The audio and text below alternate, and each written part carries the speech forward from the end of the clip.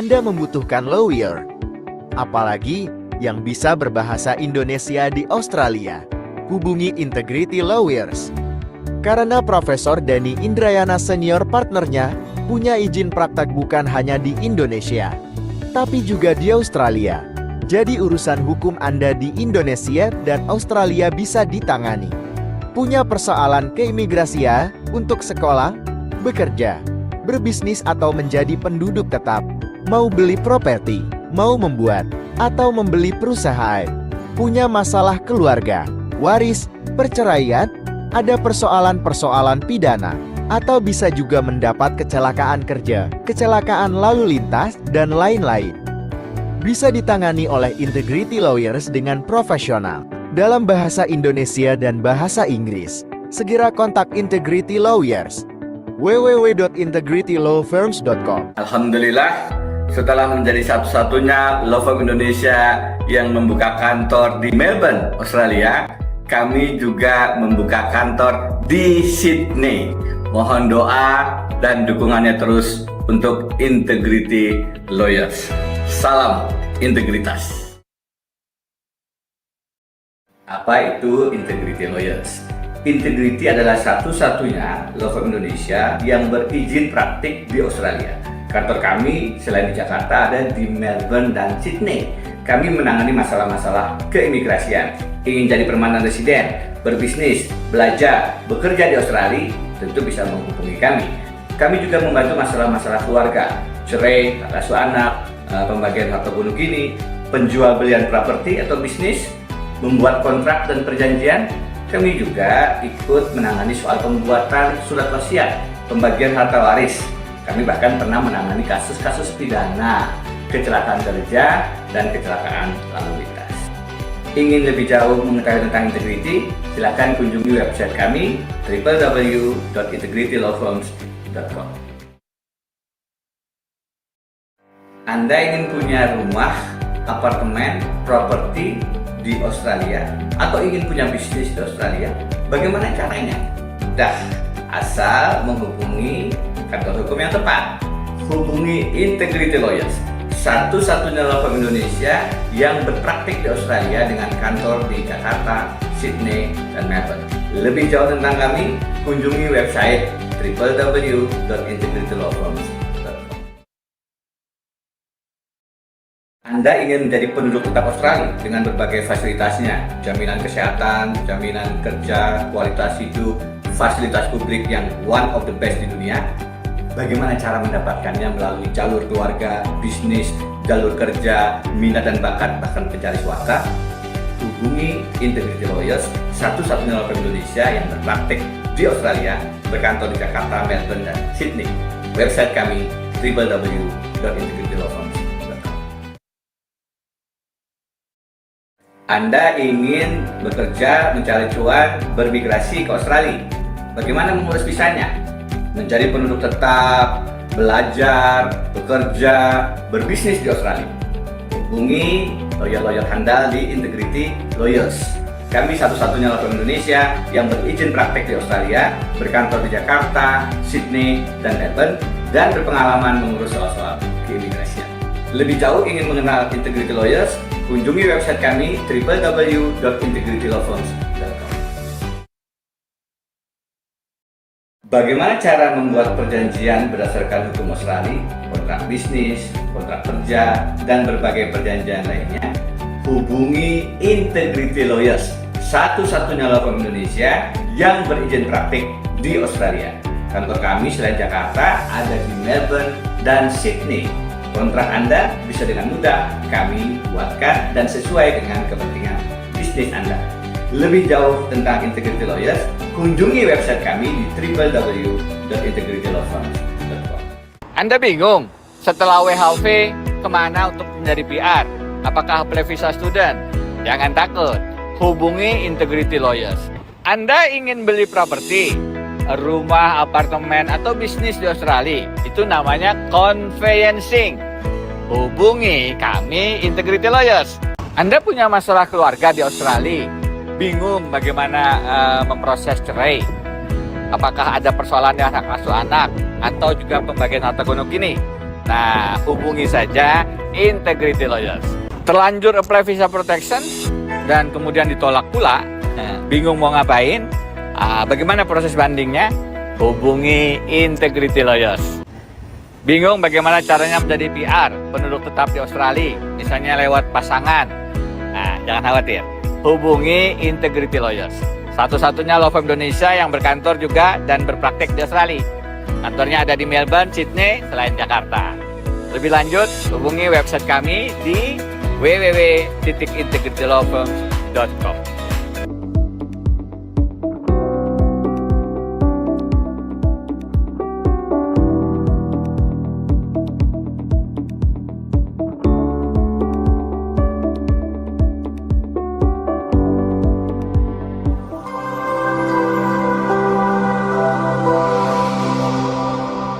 Assalamualaikum warahmatullahi wabarakatuh. Selamat sore dan salam sejahtera untuk Bapak dan Ibu sekalian. Selamat datang di webinar Integrity Lawyers, webinar yang kami adakan secara rutin setiap bulan untuk mendampingi WNI dan komunitas internasional yang tertarik untuk belajar, bekerja, atau menetap di Australia. Terima kasih banyak sudah meluangkan waktunya sore hari ini. Hari ini kita akan membahas tema yang sangat relevan bagi banyak orang, yaitu strategi dan roadmap menjadi PR Australia 2026 pasca studi.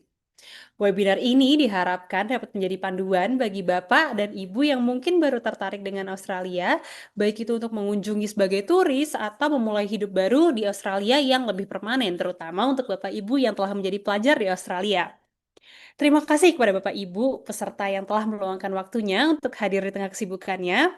Integrity Lawyers merupakan firma hukum yang memiliki cabang di 2 negara, yaitu di Indonesia dan Australia, dengan 3 cabang di Jakarta, Melbourne, dan Sydney. Senior partner kami, yaitu Profesor Denny Indrayana, adalah satu-satunya lawyer yang memiliki lisensi untuk berpraktik di Indonesia dan di Australia. Seperti biasa, dalam webinar ini kami didampingi oleh Profesor Denny Indrayana dan Mas Razif Barokah selaku Lay Associate dari Integrity Lawyers. Sebelumnya kita akan menyapa Profesor Denny dulu. Halo Prof. Denny. Halo. Iya, sudah bergabung bersama kami Prof. Denny sore hari ini. Terima kasih banyak Prof.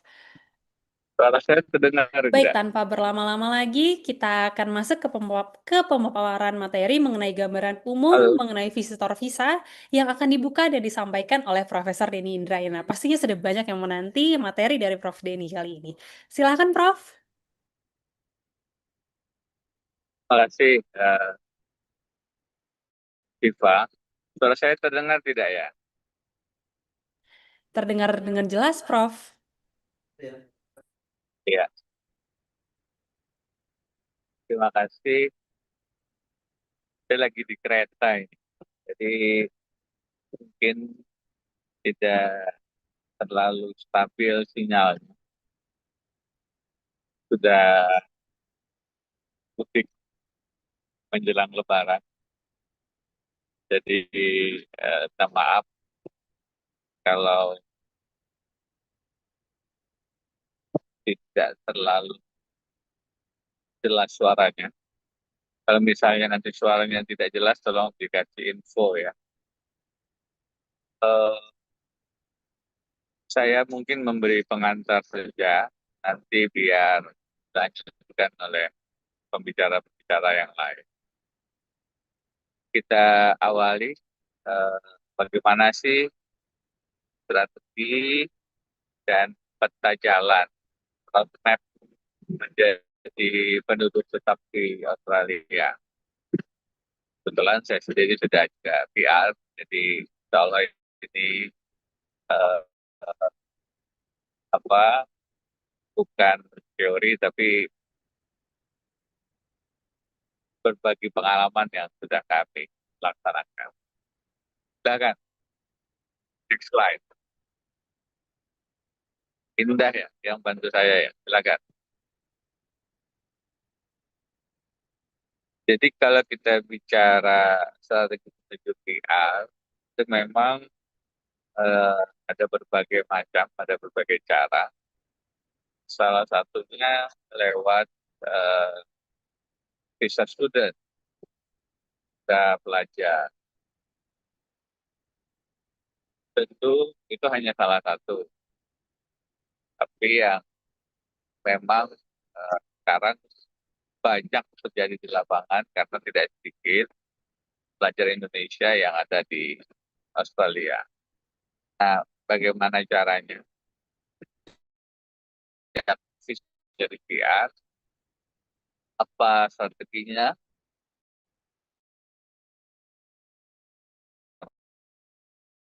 menentukan, dan seterusnya mari kita diskusikan.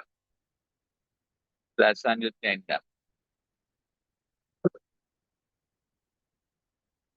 Oke, pertama barangkali kita perlu bicara dulu apa itu penduduk tetap uh, atau permanent resident. PR.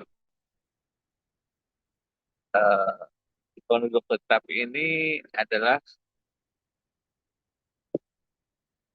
orang yang berdomisili bukan warga negara suatu negara dan bisa tinggal di negara tersebut secara permanen, indefinite, tanpa batas waktu di warga negara asing.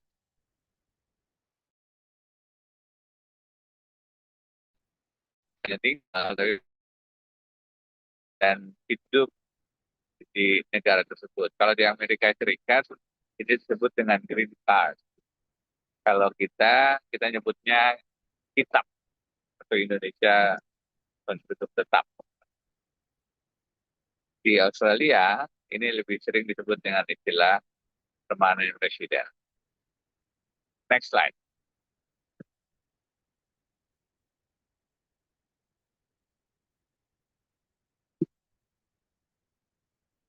Halo. Oke. Apa saja keuntungan menjadi permanent resident? Tentu berbagai macam keuntungannya. Di antaranya adalah tadi tinggal tanpa batas waktu, bisa belajar,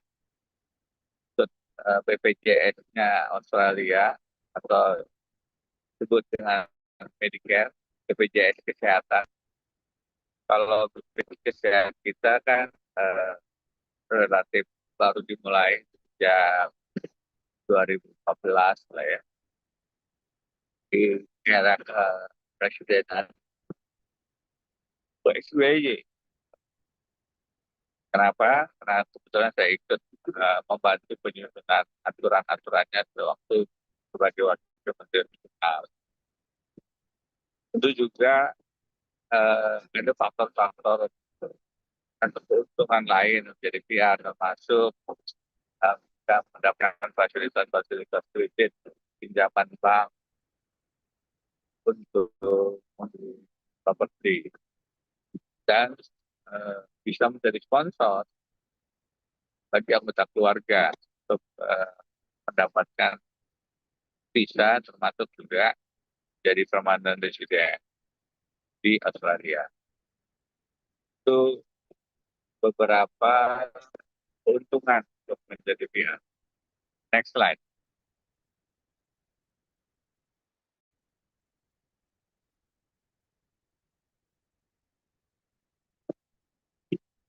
Teman-teman, karena PR, keuntungan-keuntungan lain yang tidak kalah penting adalah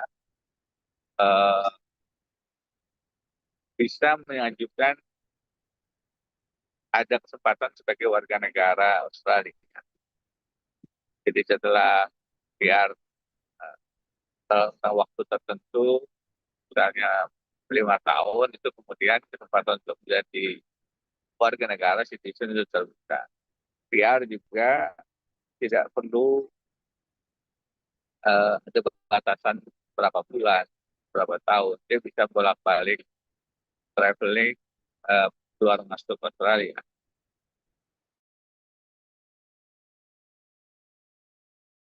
Juga kalau dia dalam 5 tahun kurang, maka kesempatan travelingnya lebih terbatas. Di sini ada tertulis seperti kelas bahasa Inggris ataupun bisa bekerja di Selandia Baru karena antara Australia dengan New Zealand memang punya perjanjian keimigrasian yang penduduk Australia dan penduduk New Zealand untuk bisa bekerja.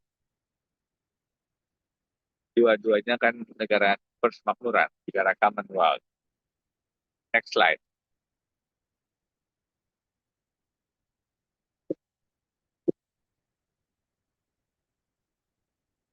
Teman-teman, bedanya antara PR dengan warga negara apa? Tentu saja PR itu tidak punya paspor Australia, berbeda dengan warga negara Australia. Kemudian juga penduduk tetap atau PR tidak mempunyai hak untuk dipilih dalam pemilihan umum di Australia. Citizen itu juga punya kesempatan lebih untuk dapat student loan, pinjaman untuk studi di perguruan tinggi. Meskipun PR tentu berbeda juga nilai SPP-nya dibandingkan dengan international student. International student tetap lebih mahal. PR tetap bisa lebih murah. Kemudian PR itu terbatas kerjanya untuk government PNS lah. Untuk kerja di militer itu ya tidak bisa. Bisa untuk polisi, tapi juga bukan polisi federal. Jadi saya punya teman yang menjadi polisi di Melbourne, meskipun dia butuh status masih warga negara Indonesia, itu masih mungkin. Tapi untuk polisi federal tidak mungkin. Jadi ada posisi-posisi tertentu, pekerjaan-pekerjaan tertentu hanya bisa diakses oleh penduduk warga negara, oleh warga negara, bukan penduduk tetap atau pihak. Nah, juga tadi saya sudah sebut, kalau penduduk tetap itu masih ada batas waktu, jika dalam 5 tahun tidak tinggal di Australia atau 2 tahun, jadi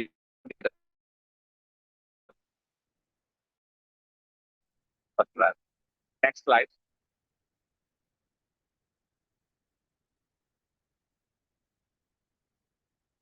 Oke, detailnya nanti tentu soal-soal ini akan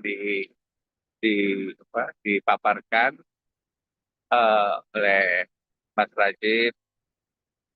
Saya akan lebih bicara secara umum. Misalnya ini soal jalur untuk menjadi PR, ada jalur keluarga, ada jalur kerja, ada jalur bisnis, dan jalur-jalur opsi yang lain. Nah, untuk jalur bisnis sekarang itu masih ditutup ya. Jadi investasi berapa ratus ribu atau juta dolar itu memungkinkan untuk jadi PR, tapi sekarang jalur ini tertutup. Yang terbuka, misalnya jalur keluarga, kan kalau Anda punya pasangan menikah dengan penduduk tetap atau warga negara Australia, maka itu juga membuka ruang untuk menjadi PR. Atau kalau Anda bekerja dan perusahaan yang sponsorin Anda, dapat visa kerja, itu juga menjadi kesempatan untuk Anda bisa jadi penduduk tetap. Next slide. Teman-teman, sambil kita tunggu, nah ini setiap kali saya minta next slide, ini ada masa transinya agak lama juga. Tentu saja yang paling populer di samping jalur keluarga adalah jalur kerja ya. Jalur kerja ini juga ada dimulai dengan temporary, jadi bisa kerja yang tidak permanen. Itu biasanya menjadi jembatan atau jalur masuk untuk kemudian jadi penduduk tetap permanen working visa. Nah, yang memang menantang adalah bagaimana mendapatkan sponsor, bagaimana memenuhi syarat-syarat working visa. Nanti akan lebih jelas dijelaskan oleh associate partner security Mas Raji Parokan. Next slide. Sedangkan temporary working visa itu biasanya dimulai dengan visa student, apa yang akan kita pelajari atau kita bicarakan secara lebih jauh hari ini. Jadi eh, dari pelajar atau mahasiswa biasanya itu jalurnya seperti apa? Paling common itu lewat visa student ke visa kerja sementara 485 empat kelasnya. Jadi setiap visa di Australia itu diberi nomor-nomor kode disebut sub class.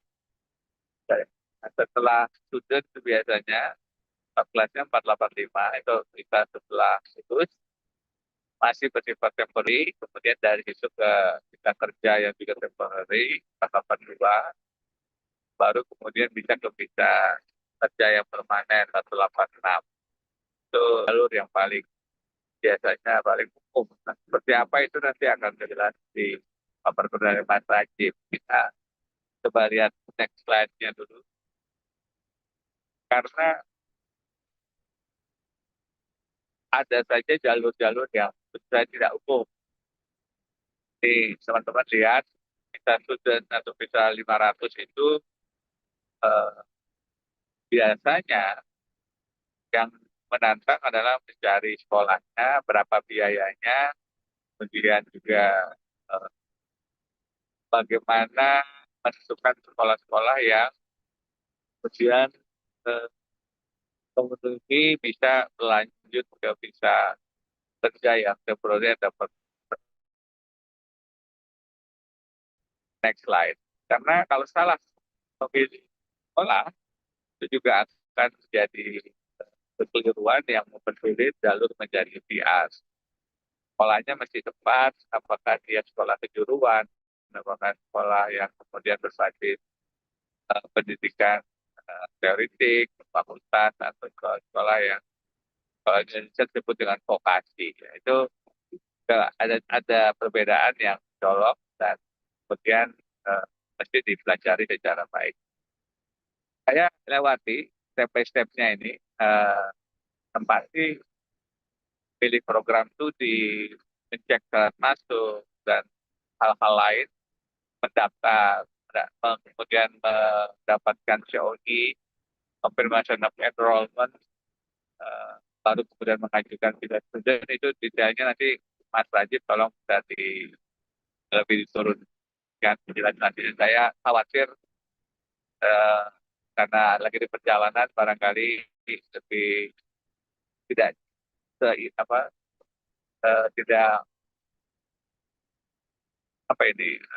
visualnya mungkin tidak tidak turun naik, tidak stabil. Oke, next slide.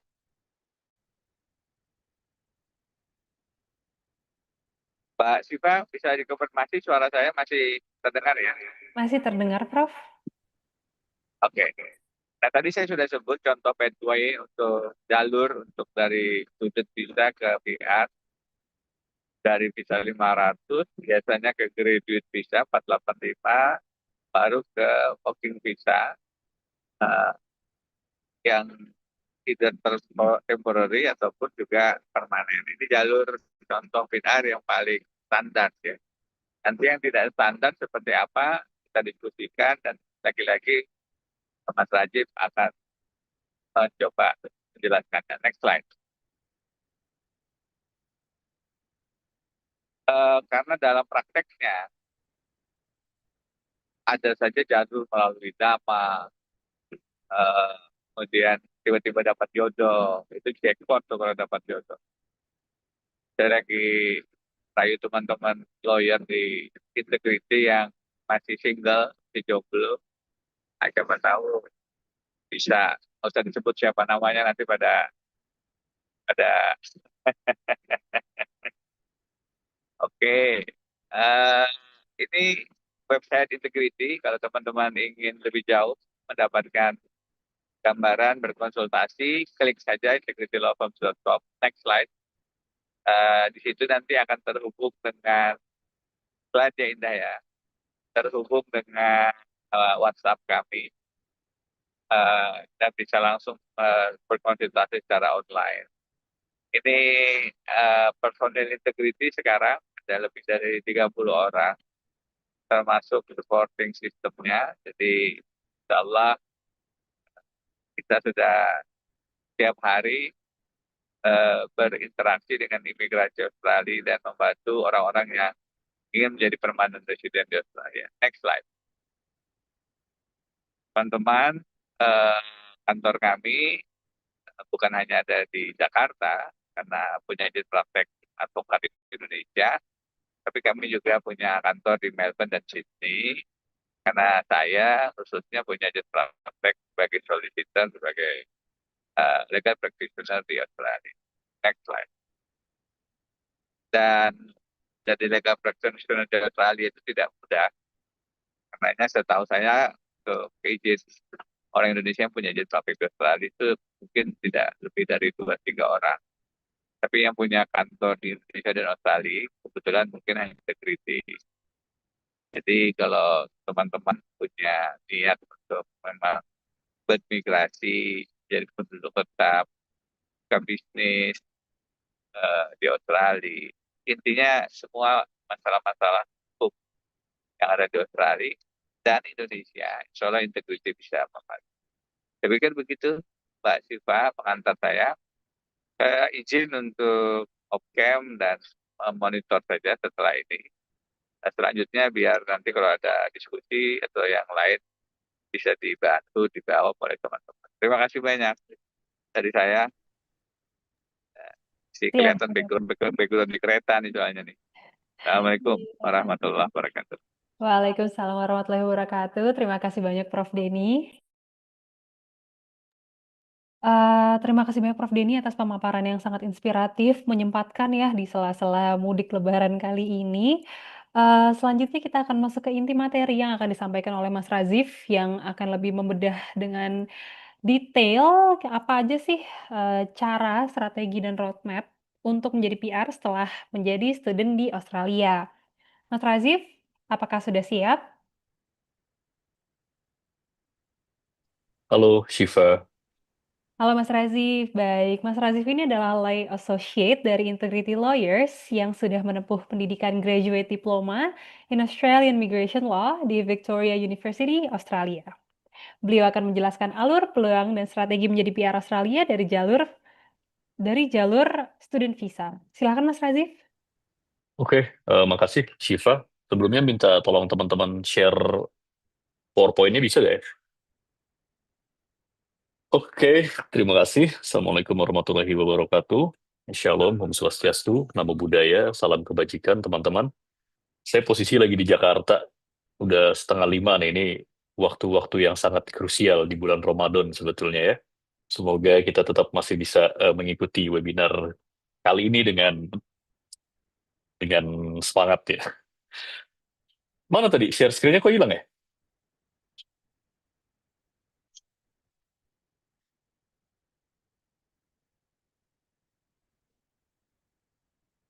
Gimana nih? Bisa di slideshow? Mohon maaf Mas Razif, sebentar ya. Kami Ya. sedang mencoba solve kendala teknisnya.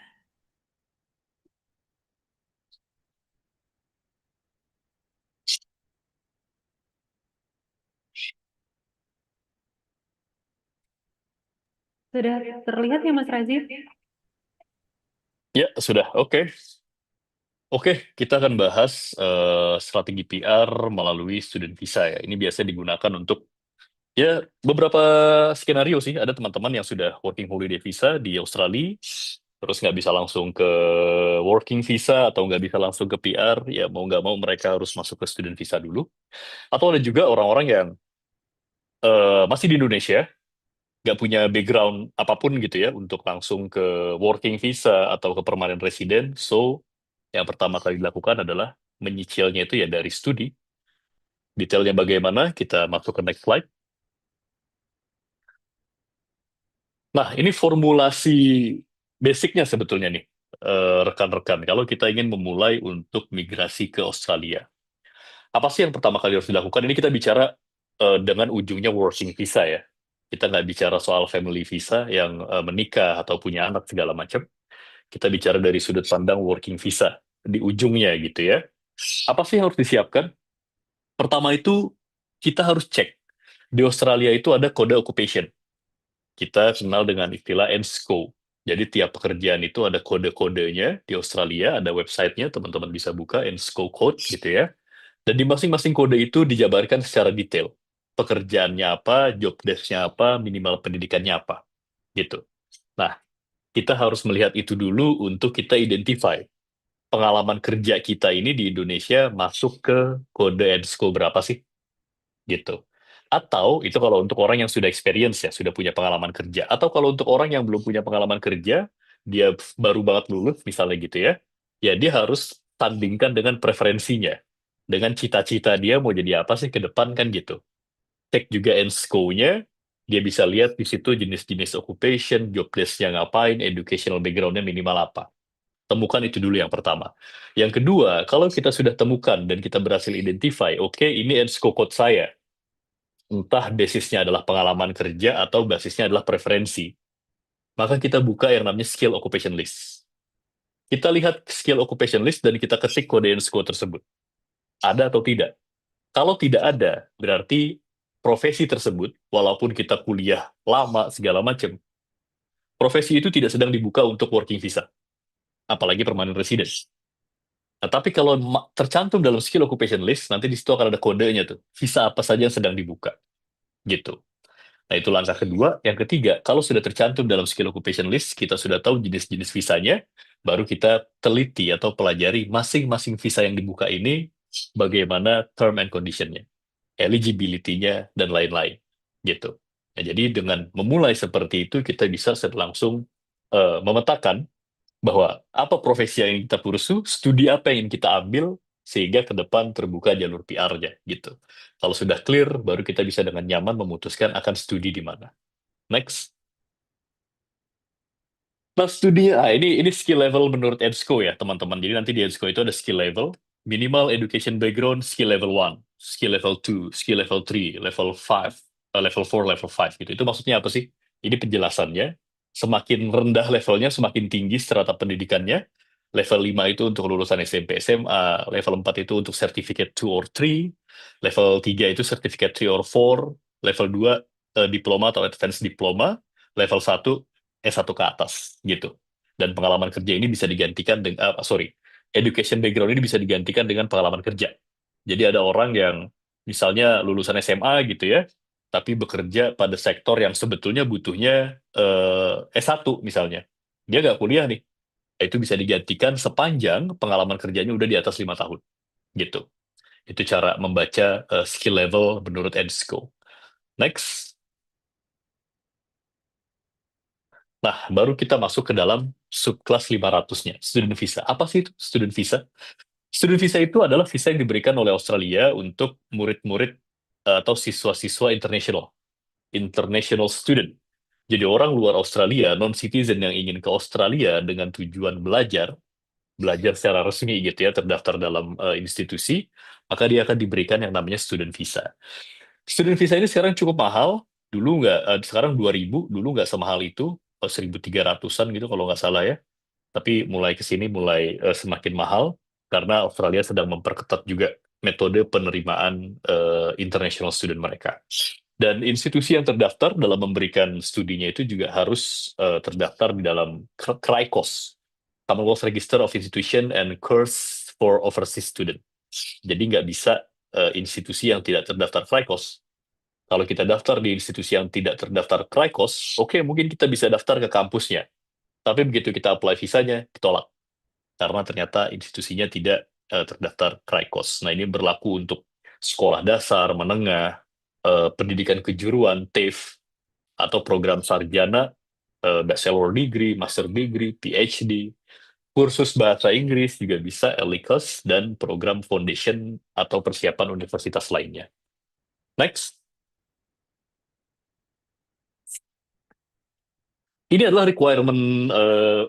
requirement untuk apply student visa ya. Ini yang paling general, teman-teman. Yang pertama tentu teman-teman harus diterima di lembaga pendidikan yang terdaftar di CRICOS, kemudian belum pernah memiliki catatan penolakan visa, atau visanya di-cancel. Kalau sudah ada catatan penolakan atau cancellation visa, bukan berarti absolut pasti ditolak sih. Tetap bisa, Tapi ada beberapa penjelasan-penjelasan yang harus diperkuat nanti. Kemudian berikutnya adalah membuktikan sebagai genuine student. Ini nanti ada statement yang harus dibuat. Nah, that's why di sini butuh argumentasi-argumentasi, apalagi untuk teman-teman yang memiliki perbedaan background pendidikan sebelumnya, lalu ingin apply sekolah yang lain gitu ya di Australia. Misalnya di Indonesia sudah sarjana pendidikan misalnya, tapi ingin pindah ke Australia melihat peluang-peluang karir lain, ingin apply diploma misalnya diploma builder, atau mau kerja di farm, segala macam itu kan ada perbedaan tuh. Maka genuine student statementnya nanti harus dibuat dengan baik gitu ya. Kemudian sudah memiliki confirmation of enrollment. Kalau dulu letter of offer aja cukup. Kita daftar di kampus, diterima, dapat letter of offer, belum kita bayar tuh. Itu kita udah bisa pakai buat apply student visa. Tapi sekarang nggak bisa. Jadi harus letter of offer-nya berubah jadi confirmation of enrollment dulu. Dalam artian harus dibayar dulu biaya kuliahnya, biaya awal tentunya ya untuk register. Begitu sudah enroll, dapat confirmation of enrollment, baru bisa kita apply student visa. Kemudian membuat pernyataan sebagai genuine student, ini adalah bukti ya untuk menunjukkan bahwa kita sebagai genuine student tadi, kita susun pernyataannya, selain lampiran-lampiran buktinya juga harus dilampirkan, disampaikan. Kemudian terdaftar asuransi kesehatan pelajar atau OSHC, ini juga wajib dan nilainya akan bertambah kalau kita bawa dependent. Jadi kalau teman-teman apply cuma sendiri, itu nggak terlalu mahal, paling setahun 1.000 gitu ya, ada yang di bawah itu. Tapi kalau bawa pasangan, apalagi bawa anak, itu lonjakannya bisa tinggi banget. Dari 1.000 bisa sampai 10.000 gitu. Kemudian bukti kemampuan finansial dan kemampuan bahasa Inggris. Bahasa Inggrisnya kalau nggak salah sekarang student visa minimal IELTS 6. Lalu kemampuan finansial, nah ini sebetulnya kalau diminta ya, if required by the minister, tapi bagusnya sih sebelum diminta kita sudah punya. Kemampuan finansial ini setidaknya teman-teman harus punya di rekening, itu bukti untuk living cost selama 1 tahun. Berapa living cost selama 1 tahun di Australia untuk student visa? Ketentuannya sekarang ada di angka 29.000 Australian dollar.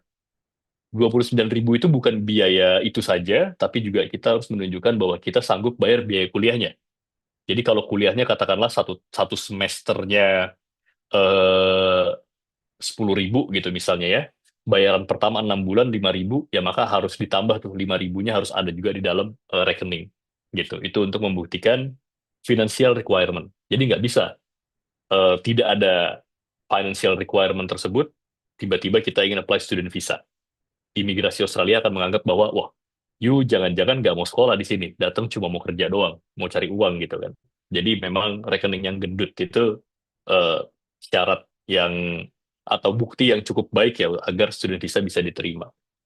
Kemudian yang terakhir adalah pemeriksaan medis dan bebas dari catatan kriminal. Jadi ini nanti akan ada permintaan untuk melakukan health check. Selain itu juga untuk melampirkan SKCK. SKCK dari Indonesia, atau kalau teman-teman sudah pernah tinggal di Australia selama 10 bulan dalam 12 tahun terakhir, akan diminta juga police check dari AFP, Australian Federal Police. Next. Ini adalah hak dan kewajiban bagi pemegang student visa, teman-teman. Sebagaimana kita tahu, hak daripada student visa tentu kita bisa tinggal secara legal di Australia sesuai dengan masa studi. Biasanya sih dilebihin 1-6 bulan dari masa studi. Jadi kalau masa studinya 1 tahun, hak tinggal kita itu 1 tahun 1 bulan atau 1 tahun setengah. Gitu. Kemudian mengikuti pendidikan penuh waktu di lembaga yang terdaftar KRICOS. Student visa juga ada hak untuk bekerjanya, teman-teman, 48 jam per 2 minggu. Jadi nggak seperti visa lain, visa working lain yang bebas gitu ya, full time. Student visa dibatasin setengahnya, 48 jam per 2 minggu. Kemudian kita juga bebas keluar masuk Australia, multiple entry. Dan ya tentu karena udah daftar asuransi gitu ya, ada asuransi OSHC. Meskipun nggak selengkap Medicare gitu ya, tapi asuransi ini juga cukup banget untuk mengcover international student di Australia. Selain ada hak tersebut, tentu ada kewajiban, ya salah satunya adalah mematuhi aturan-aturan visa, condition-nya.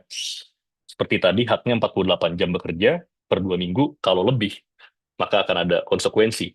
Bisa di-cancel visanya, ya lebih parah lagi, di-cancel saat berada di Australia dan masuk detention. Itu jadi catatan yang cukup negatif gitu ya. Maka kewajiban untuk patuh pada student visa condition benar-benar harus dijaga. Agar apa? Agar visa-visa ke depannya jadi jauh lebih lancar. Kalau kita student visa, lalu kita melompat ke working visa, dengan ada pelanggaran kondisi, maka akan jauh lebih rumit. Penjelasannya akan jauh lebih panjang nanti yang dibutuhkan. Next. Ya, ini adalah yang paling penting sebetulnya dalam, yang paling sulit ya untuk disusun adalah genuine student requirement. Ini sering banget jadi problem teman-teman yang ingin apply student visa dengan kondisi udah WHV, pengalaman kerjanya tidak linear dengan studi yang ingin diambil, atau dari teman-teman yang dari Indonesia, background pendidikannya berbeda, dan lain-lain, maka dia harus membuat genuine student statement. Nah, bagaimana cara menyusunnya? Kebanyakan teman-teman menyusun hanya berdasarkan instruksi yang diatur di dalam education provider-nya saja.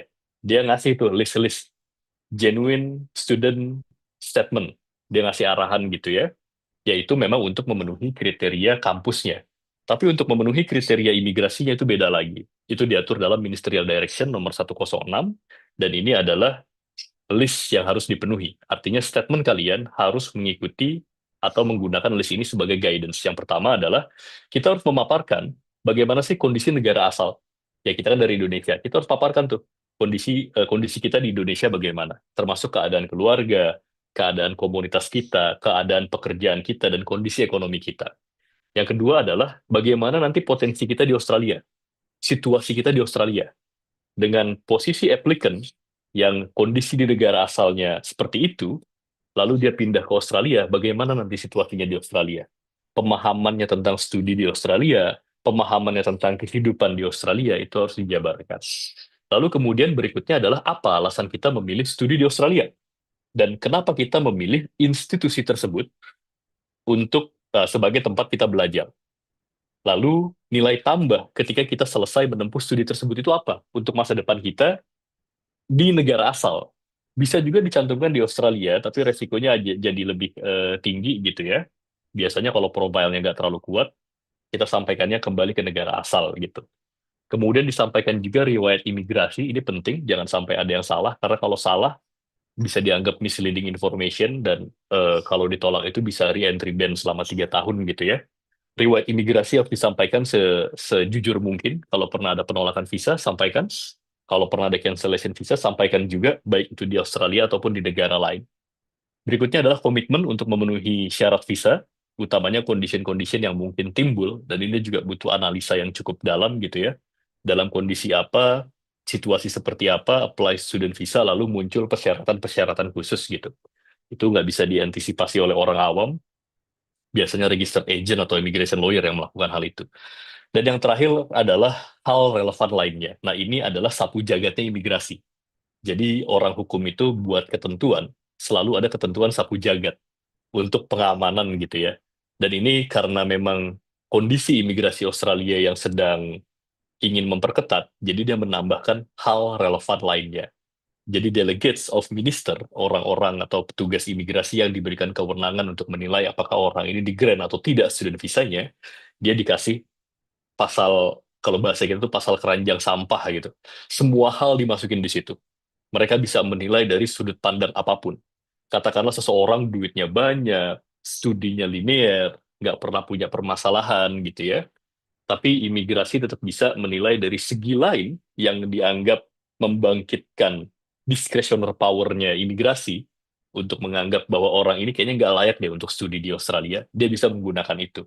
Gitu.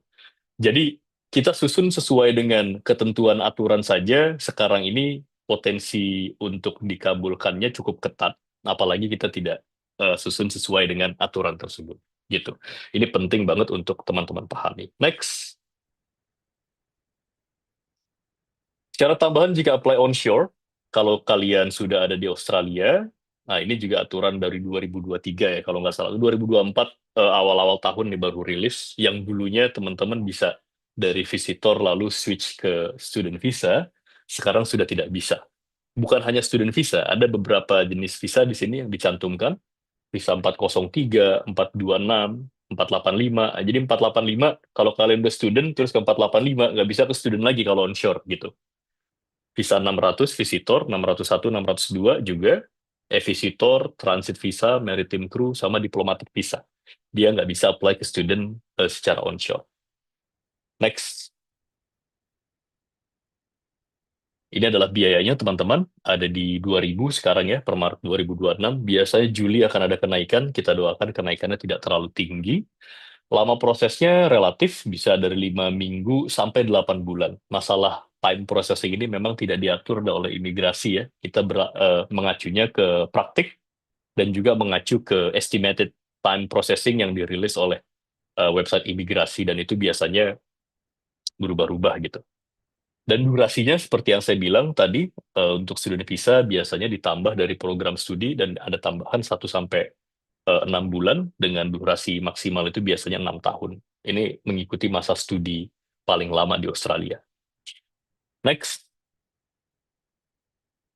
Nah, itu tadi kita bahas mengenai student visanya untuk teman-teman yang memang masih sangat awam gitu ya mengenai gimana sih cara migrate ke Australia menggunakan jalur studi. Nah, sekarang kita masuk ke dimensi yang berikutnya, bagaimana untuk teman-teman yang sudah megang student visa, lalu apa yang bisa dikursu ke depan. Next. Ya tentu visa yang bisa atau paling dekat setelah student visa itu adalah temporary graduate visa atau subclass 485. Ini biayanya baru naik teman-teman, kalau kemarin 2.300, sekarang 2 kalinya, 4.600. Jadi teman-teman yang udah di penghujung masa kuliah dan sudah mulai menatap 485, udah harus siapin dana yang lebih besar lagi. Ini adalah visa sementara untuk international student yang eligible ya, studinya memenuhi syarat, bisa mendapat visa transisi untuk mencari kerja sebetulnya. Jadi 485 ini memang ditujukan untuk teman-teman yang baru lulus, zero experience, belum dapat working visa, belum dapat perusahaan yang langsung mau menerima kerja gitu ya, maka bisa apply visa 485. Ini termasuk working visa juga sebetulnya, tapi tanpa perlu sponsor dari perusahaan. Jadi dia bisa mandiri, langsung apply ke imigrasi. Next. Ini adalah persyaratannya, teman-teman. Tentu program studinya harus terdaftar KRICOS. Jadi teman-teman jangan sampai daftar studi yang kampusnya ternyata nggak terdaftar KRICOS. Atau bahaya juga kalau daftar kampus yang apa profilnya diragukan gitu ya di publik. Kenapa? Karena bisa jadi di tengah-tengah nanti KRICOS-nya tercabut. Nah, itu kan repot. Kalian udah kuliah, udah bayar mahal, tiba-tiba nggak bisa ke 485 karena kampusnya kena sanksi. Kemudian minimal durasi studinya itu 2 tahun, 2 tahun akademik, sorry, setara dengan 92 minggu. Jadi nggak bisa seluruh student, katakanlah student Elikos 3 bulan, terus mau apply ke 485, nggak bisa. Ada minimal masa studinya itu 2 tahun akademik. Kemudian studinya itu harus diselesaikan dalam waktu minimal 16 bulan kalender, jadi nggak bisa juga diselesaikan dalam jangka waktu yang lebih cepat dari itu. Berikutnya adalah memegang student visa dalam 6 bulan terakhir. Jadi memang 485 ini ditujukan untuk orang-orang yang megang student visa saat itu, gitu. Jadi ketika dia lulus, sampai 6 bulan terakhir tuh, student visanya habis, dia masih bisa apply 485. Jadi nggak bisa untuk student yang udah lulusnya lama gitu ya, 2 tahun ke belakang, terus baru mau apply 485, nggak bisa. Jadi jaraknya itu cuma 6 bulan memang. Biasanya begitu dapat apa namanya certificate of graduation, itu teman-teman langsung apply 485 tuh. Harapannya sih bisa cepet di grant gitu ya, tapi biasanya kan ada masa tunggu. Jadi biar jangan sampai unlawful dulu, apply 485. Kemudian program harus relevan dengan stream visa yang dipilih. Ini khususnya untuk program TAFE, certificate, diploma, advanced diploma gitu ya. Itu nggak bisa ambil sembarangan kuliah, karena harus pinter milih occupation-nya, dan occupation-nya harus terdaftar dalam skill occupation list visa 485. Baru dia bisa apply 485 yang post vocational study stream. Nanti detailnya di slide berikutnya. Dan umurnya itu maksimal 35 tahun. Jadi 35 tahun ini khusus untuk program umum. Ada program-program tertentu yang bisa di atas 35 tahun, tapi hanya 2 program, yaitu Master by Research sama Doctoral by Research. Itu dia bisa di atas 35 tahun. Sisanya umum, nggak boleh lebih dari 35 tahun. Next. Nah, ini jenis-jenis stream 485, teman-teman. Jadi 485 itu ada 3 stream. Pertama ada Post Vocational Education Stream. Ini untuk program studi lulusan TAFE. Misalnya certificate, diploma, advanced diploma, dan lain-lain. Ini apply-nya Post Vocational Education. Jangan sampai salah ketika klik, karena kalau salah resikonya pasti ditolak. Kalau dulu mungkin ditolak, kita bisa dikasih section 56 untuk menjelaskan, untuk memperbaiki, tapi sekarang ada case law, putusan pengadilan gitu ya, yang baru, salah klik, ditolak. Ini putusannya in favor to registered agent sama migration lawyer sebetulnya, biar applicant lebih hati-hati gitu. Ini yang saya bilang tadi, teman-teman, nggak bisa ambil studi asal-asalan. Katakanlah tiba-tiba kita, oh saya mau ambil studi arsitektur, certificate 4 misalnya ya, of draft person. Ternyata untuk menjadi seorang arsitek tidak terbuka tuh skill occupation list-nya di visa 485. Jadi walaupun teman-teman ambil studi itu 2 tahun, terdaftar Kraikos, lulus tepat waktu, tetap nggak bisa ke 485 yang post vocational education stream. Karena apa? Karena occupation-nya nggak terdaftar gitu. Jadi yang angka 1 ini memang harus hati-hati banget milik program studinya dengan formula yang tadi saya sampaikan di slide kedua tuh di awal-awal. Yang kedua itu adalah Post Higher Education Work Stream. Ini untuk program pendidikan tinggi, teman-teman. Bachelor degree, master degree, atau doctoral degree, dia apply 485-nya ke stream Post Higher Education. Ini tidak seperti yang pertama, dia nggak perlu hati-hati banget dalam memilih occupation gitu ya. Tapi dia bisa occupation apapun, sepanjang itu bachelor, master degree, or doctoral degree, dia bisa apply ke 485. Nah, untuk visanya. Tapi kalau untuk bagaimana probabilitas gampang nyari kerjanya atau tidak, yaitu teman-teman lagi-lagi harus hati-hati lagi dalam memilih. Yang ketiga adalah second post hire. Ini hanya ditujukan untuk orang-orang yang sudah megang 485 di stream kedua, post hire education.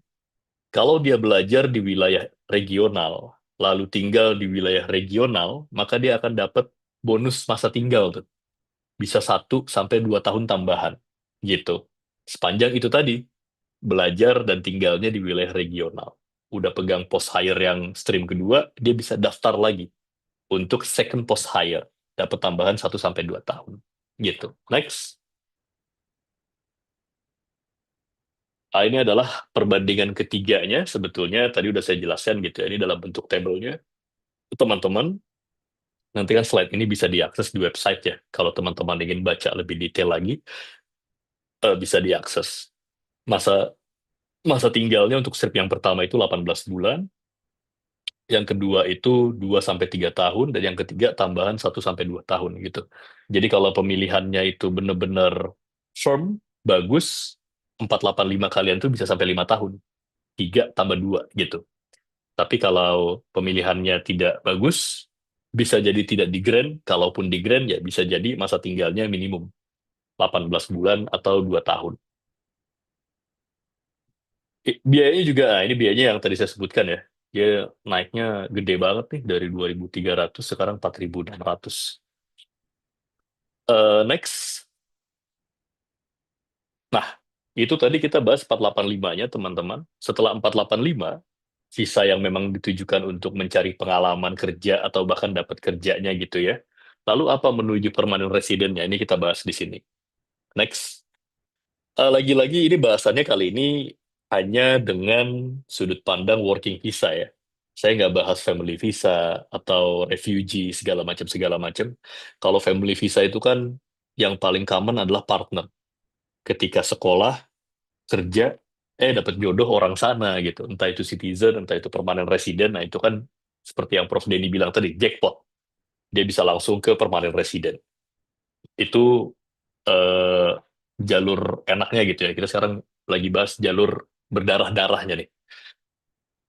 Dari 485, temporary graduate, bagaimana caranya menuju permanent resident? Ya, ada 2 jenis visa working ya. Ada temporary working, ada permanent working.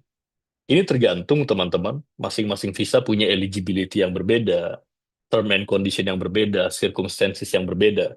Temporary visa itu ada beberapa, nanti ada di slide berikutnya juga gitu. Dia punya hak yang lumayan oke, tapi tidak sehebat PR tentunya. Dia nggak bisa Medicare, eh, masa tinggalnya juga terbatas gitu ya. Kalau permanen kan hak-hak hampir citizen didapat tuh, kecuali kerja di militer, di kepolisian tertentu, dan nggak bisa nyoblos. Kalau permanen, sisanya dia bisa dapat. Next. Nah, ini jenis-jenis working visanya, teman-teman. Temporary ada banyak. Ada 482, ada 485 itu sendiri, ada 408. Nah, ini untuk wilayah umum ya. Dia bisa di seluruh wilayah. Kalian mau kerja di regional, kalian mau kerja di city, bebas. Visa regionalnya ada 491, ada 494. Kalian kalau pakai 491, 494 harus di regional, tidak boleh di city. Nah, kok gitu? Enakan yang atas dong, bisa di mana aja, daripada yang regional hanya untuk di regional. Ada plus minusnya, teman-teman. Visa yang umum ini, yang bisa kemana-mana, memang syarat apply-nya di awal lebih mudah. Tapi nanti ke permanent residennya dia lebih sulit. Sulitnya dalam artian, masih butuh sponsor dari perusahaan, persyaratannya juga lebih banyak gitu ya. Tapi kalau visa regional, di awal dia sulit, menuju permanent residennya dia mudah. Contohnya apa? Yang paling gampang, kalau sudah 3 tahun hold visa 494 misalnya, mau apply permanent resident itu tinggal apply. Syaratnya gampang banget, nggak banyak, cuma dokumen administratif. Dia nggak perlu sponsor dari perusahaan lagi. Karena kan sekarang kebanyakan yang sulit adalah mencari sponsor dari perusahaannya, gitu ya. Jadi hukumnya dibalik seperti itu tuh. Visa umum di awal gampang, di ujung susah. Visa regional di awal susah, di ujung gampang, gitu. Permanent residennya ada 186, ada 189, 190, ada 191. 186 ini adalah permanent resident dari orang-orang yang megang 482 atau orang-orang yang sebelumnya pegang visa lain, misalnya 485 gitu ya, visa-visa umum lain lah. Sepanjang dia punya pengalaman di atas 3 tahun, dia bisa apply 186. Dan ini permanent resident. Streamnya ada banyak juga, tapi ini tujukan paling commonnya untuk yang sebelumnya pegang 482. Sepanjang perusahaannya yang ngasih sponsor mau ngelanjutin ke 186, dia bisa apply permanent resident gitu. 189 dan 190 ini sebetulnya visa point test. Dia nggak perlu sponsor dari perusahaan, tapi dia juga nggak bisa langsung apply. Jadi teman-teman apply dulu ke DHA, ke imigrasi, namanya expression of interest dan registration of interest. Nanti ada beberapa elemen yang harus diisi, dilengkapi, lalu terkonversi dalam bentuk poin nanti itu. Baru nanti dari poin itu, teman-teman kan pilih nih occupation-nya apa gitu yang terbuka gitu kan. Nanti akan diundang. 1 atau 2 orang dengan skor paling tinggi akan diundang tiap tahun. Tapi tiap tahun itu kadang ada juga yang nggak diundang. Jadi ini betul-betul gambling gitu ya. Imigrasi lagi mau coba ubah metode ini agar nggak gambling-gambling banget, tapi sampai sekarang belum rilis peraturannya, dan konsepnya juga masih belum ketahuan kayak gimana gitu. Ya mungkin bisa jadi EOI list pendaftarnya bisa diakses publik. Jadi teman-teman bisa lihat, oh kalau apply profesi builder, paling tinggi poinnya 95, poin teman-teman cuma 80 kan berat tuh. Jadi nggak perlu apply, atau apply dengan occupation lain gitu ya. Kalau untuk regionalnya ada 191. Nah ini yang saya bilang gampang banget. Jadi kalau udah 3 tahun megang 491 atau 494, itu langsung bisa apply 191 tanpa butuh sponsor perusahaan. Dokumen-dokumen cuma administratif kayak paspor, visa sebelumnya, identity dan lain-lain. Sebetulnya ada syarat minimal income harus sekian. Tapi dari sejak dirilis sampai sekarang, visa ini minimal income-nya itu masih nol. Jadi income berapapun bisa apply 191 sepanjang sudah 3 tahun di 494 gitu. Nah, ini jenis-jenis visa memang sangat banyak, teman-teman. Eligibility-nya juga sangat beragam. Kami sarankan kalau teman-teman merasa dekat ya dengan salah satu jenis visa, untuk make sure-nya ya lakukan assessment dengan registered agent atau immigration lawyer untuk mendapat penilaian yang betul-betul fix. Next. Nah, ini persyaratan umum working visa. Teman-teman juga bisa baca nanti gitu ya, perbedaannya yang paling signifikan adalah Ya, 482 itu yang paling bagus, dia nggak pakai syarat usia. Usia berapapun bisa apply. Ya, sisanya adalah perbedaan syarat bahasa Inggris, kemudian apa cara mendapatkannya, butuh sponsor atau tidak, berapa lama pengalaman kerjanya gitu ya, butuh skill assessment atau tidak, dan lain dan lain-lain dan lain-lain. Teman-teman bisa baca nanti lebih detail. Next. Nah, ini adalah link yang sering digunakan untuk mencari pekerjaan ya.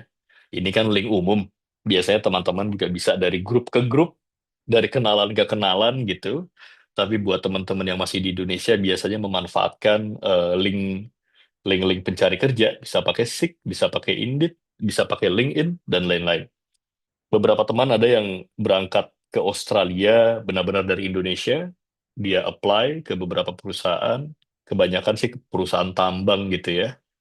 Akhirnya oke, perusahaannya tertarik, komunikasi by email, disponsorin working visa. 482, dari 482 kinerjanya bagus, masuk ke 186 permanent resident. Itu juga bisa jadi salah satu yang ditempuh eh, ya orang-orang yang memiliki latar belakang pekerjaan yang sudah linear dengan kebutuhan kerja di Australia. Tapi kalau belum, mulai dari nol pakai student visa dengan formulasi yang saya sampaikan di awal tadi. Next. Nah, ini adalah contoh roadmap menuju PR melalui program student. Penjelasan tadi semua saya rangkum dalam bentuk tabel seperti ini, bisnis proses. Yang pertama adalah visa student, subclass 500, lalu pindah ke 485, temporary graduate. Dari 485 baru kita cari working visanya. Bisa 482, bisa 494 untuk temporary. Dari situ nanti kalau 482 PR-nya 186, 494 PR-nya 191. Di lain daripada itu ada visa gambling yang saya bilang tadi, point test. Ada 189, 190. Dia langsung permanent resident, sepanjang teman-teman lolos expression of interest, diundang untuk apply, langsung permanent resident. Point test juga ada visa 491, tapi dia temporary. Dia untuk regional.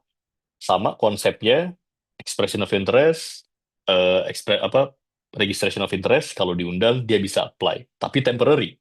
Tentu syaratnya lebih mudah, tidak seperti 189 dan 190, dan persaingannya juga tidak seketat 189 dan 190. Next.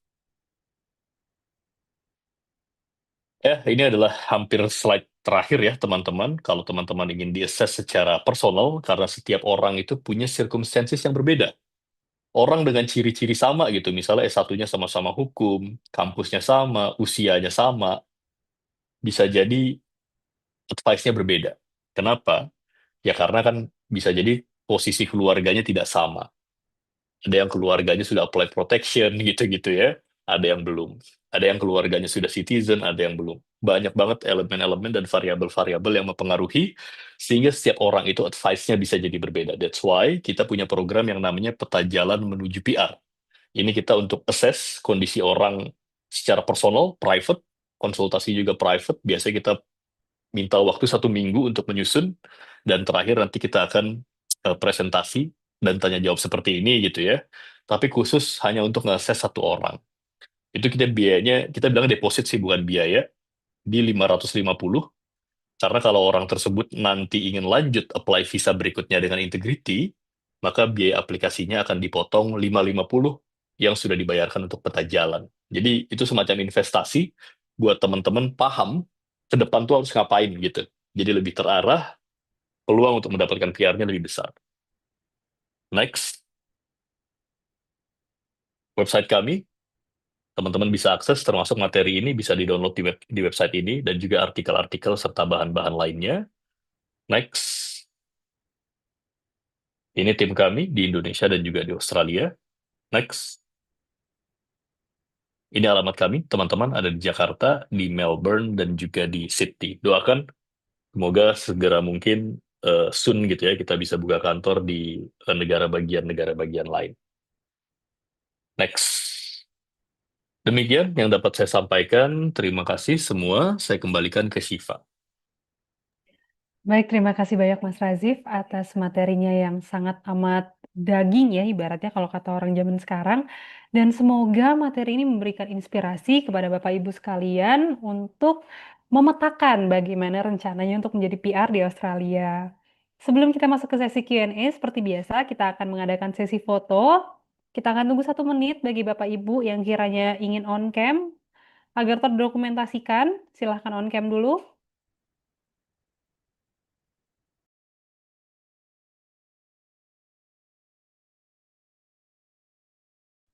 Oke, akan saya hitung ya. Hitung mundur untuk screenshot. 1, 2, 3.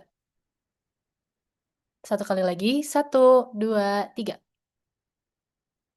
Baik, terima kasih. Kembali ke Syifa.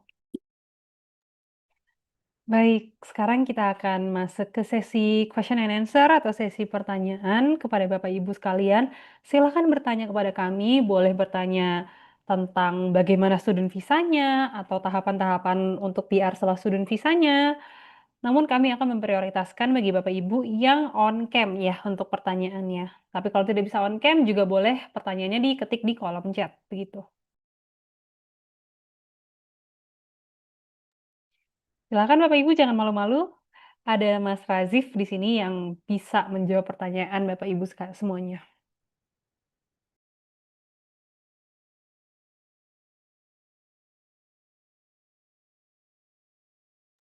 Masih kami tunggu Bapak Ibu sekalian.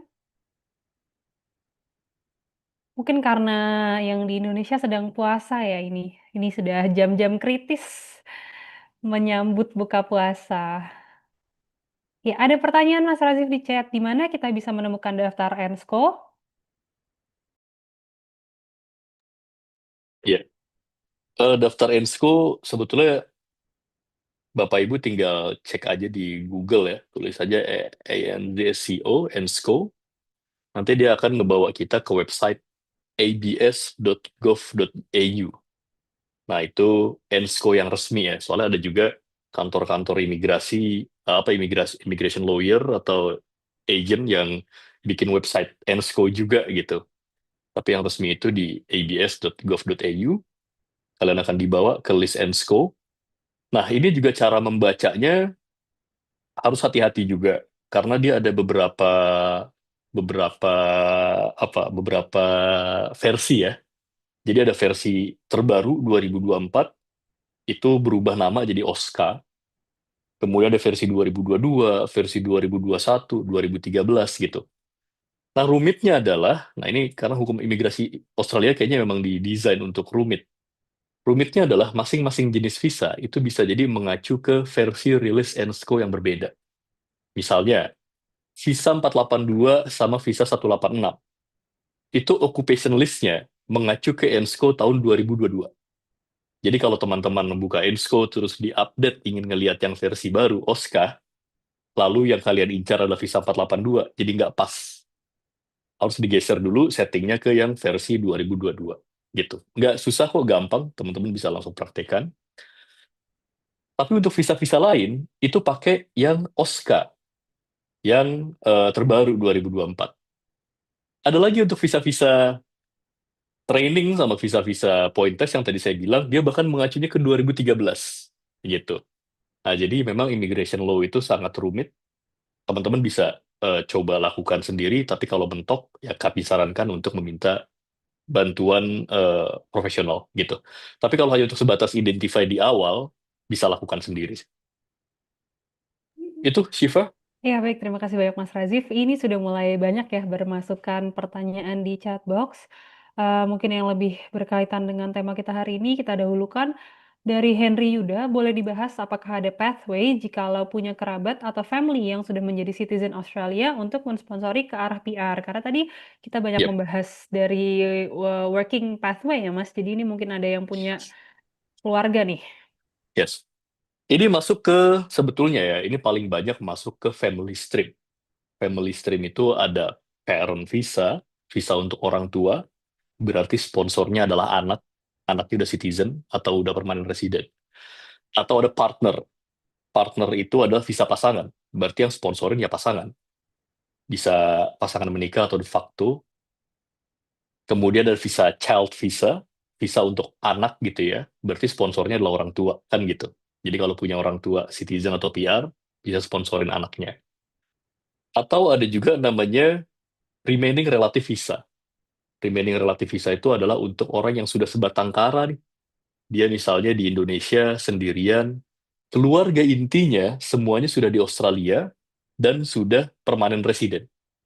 Nah, dia juga bisa diundang, bukan cuma anak gitu ya, kerabat ini, bahkan keponakan misalnya, udah nggak punya siapa-siapa di Indonesia atau di negara lain, ya dia bisa diundang dengan visa remaining relative visa.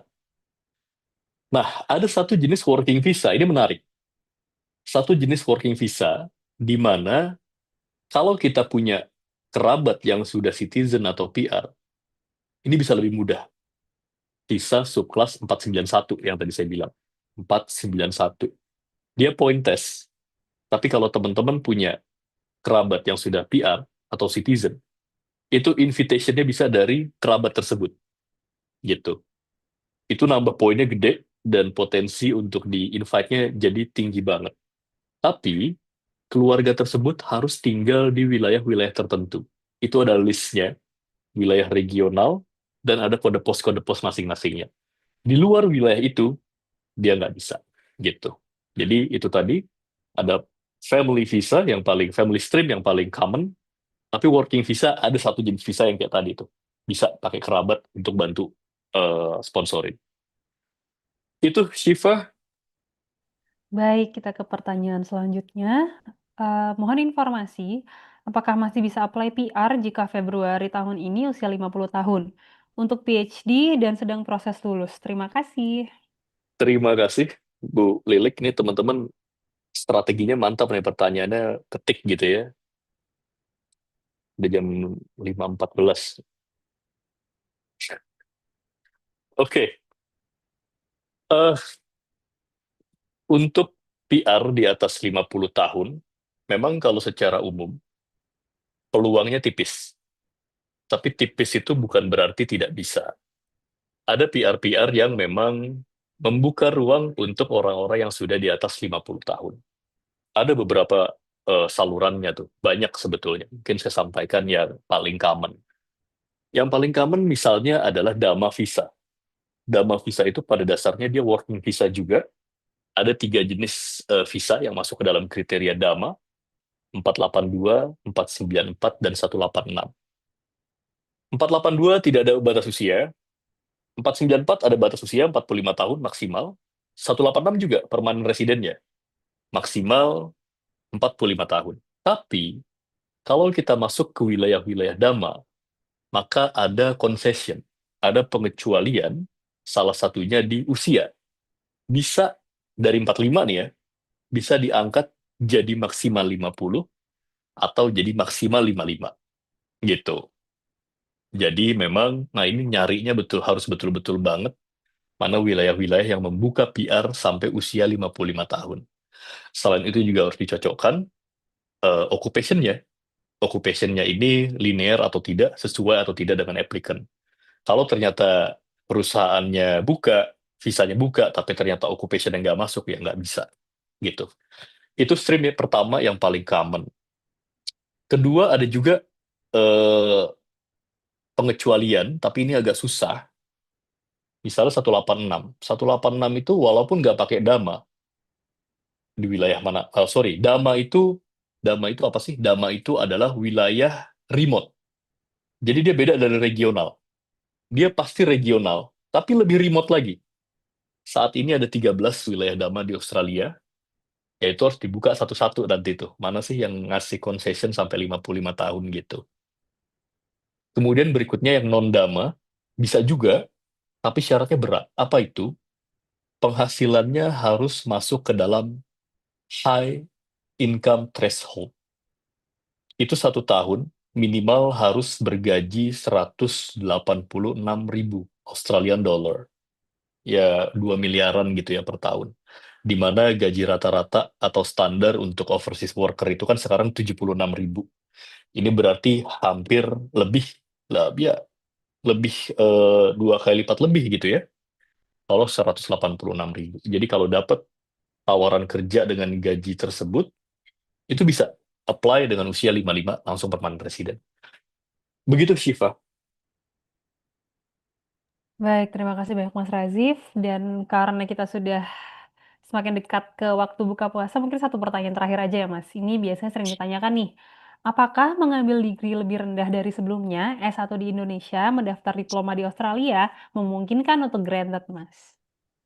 Iya, eh, turun degree itu memungkinkan, tapi memang perlu disertai dengan strategi apply yang tepat. Saya sendiri turun degree. Saya udah S2 di Indonesia, Master of Law dari Universitas Indonesia, lalu saya turun ke graduate diploma. Itu kan turun tuh. Nah, ketika turun, memang kita harus menyediakan penjelasan-penjelasan yang masuk akal. Bagaimana cara menyusun pertanyaan apa penjelasan yang masuk akal? Nah, itu ada strateginya lagi. Kita harus bisa setidak-tidaknya ya, yang paling common itu adalah justifikasi pekerjaan. Ada orang-orang yang sudah menempuh strata satu di bidang kuliner misalnya di Indonesia, tapi rupanya dia punya bakat di bidang komputer, IT. Ini sering terjadi nih. Ternyata jago ngehack apa segala macam, sehingga sejak lulus sampai sekarang dia nggak pernah kerja di bidang kuliner. Pengalamannya justru adanya di bidang komputer, gitu.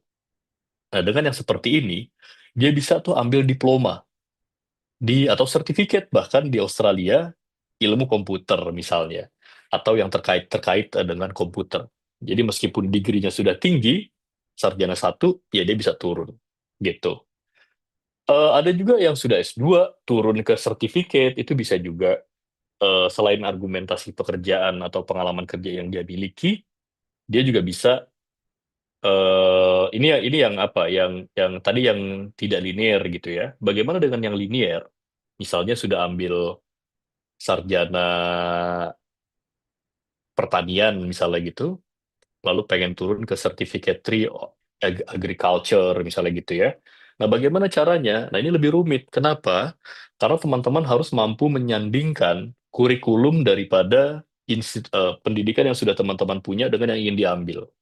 Kalau ada poin-poin yang memang kita bisa dalilkan bahwa ilmu ini atau mata kuliah ini hanya bisa diambil di Australia, kampus lain tidak menyediakan, itu masih ada kemungkinan untuk ambil dengan menjelaskan genuine requirement seperti tadi gitu. Ya bagaimana kalau sama sekali nggak ada? Sama sekali nggak ada berarti probabilitas ditolaknya semakin besar gitu. Ya tapi argumentasi apapun bisa didalilkan sebetulnya. Ada juga pengalaman di Grand orang yang ingin memulai karir dari nol gitu ya. Dia udah sekolah tapi nggak dapat pekerjaan di negara asalnya sehingga ya dia merasa di negara asalnya ini lagi dibutuhkan profesi lain dan akhirnya dia ambil pendidikan di Australia karena kalau ambil di Australia probabilitas diterima kerja jauh lebih besar di Indonesia. Itu juga bisa jadi alasan, tapi tidak sekuat alasan yang pertama dan yang kedua yang saya sampaikan tadi. Itu, Shiva. Baik, terima kasih banyak Mas Razif atas penjelasannya.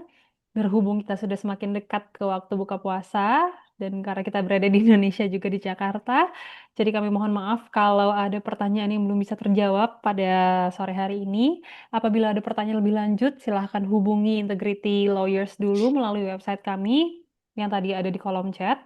Jangan khawatir, karena kalau untuk bertanya dulu ke Integrity Law Firms, itu akan kita layani. Jangan khawatir, jangan takut begitu. Ya, terima kasih banyak Bapak Ibu sekalian atas waktu yang telah diluangkan. Terima kasih juga kepada Mas Razif, kepada Prof. Denny yang sepertinya belum bergabung lagi. Kami ucapkan terima kasih banyak dan sampai jumpa di webinar Integrity Lawyers bulan depan. Kita akan reveal titel selanjutnya sebentar lagi dan stay tune. Kami akan kembali lagi bulan depan dengan tema yang berbeda. Begitu. Terima kasih. Selamat berbuka puasa. Terima kasih semua, izin pamit.